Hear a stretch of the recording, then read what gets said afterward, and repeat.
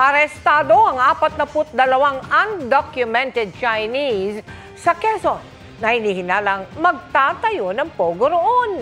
Ang ilan galing umano sa pogo sa Porac sa Pampanga. Nakatutok si John Consulta, exclusive. Kasama mga tauhan ng Bureau of Immigration at PAOK, pinasok ng mga tauhan ng Calabarzon Police ang resort na ito sa Alabat Island sa probinsya ng Quezon.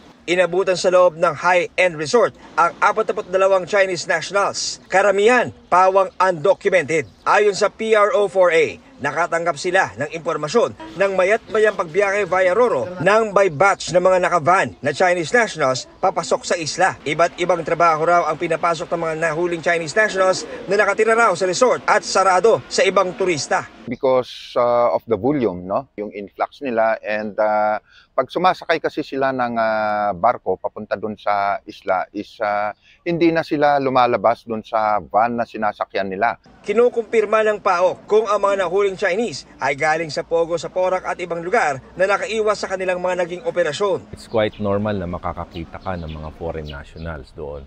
So, ito na naman yung sinasabi nating hiding in plain sight. So, siguro nakakita sila ng ito yung isa sa pinakamagandang lugar kung saan pwede silang magsimula ng kanilang scamming activities. Wala pa ring pahayag ang mga naarestong Chinese nationals. Dadalhin sa tanggapan ng BI ang mga naarestong Chinese para sumailalim sa proseso. Meron din tayong mga nakita ng mga undocumented aliens at saka mga working without permits.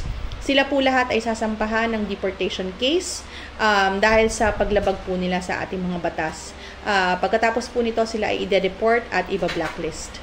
Para sa GMA Integrated News, John Consulta, nakatutok 24 oras.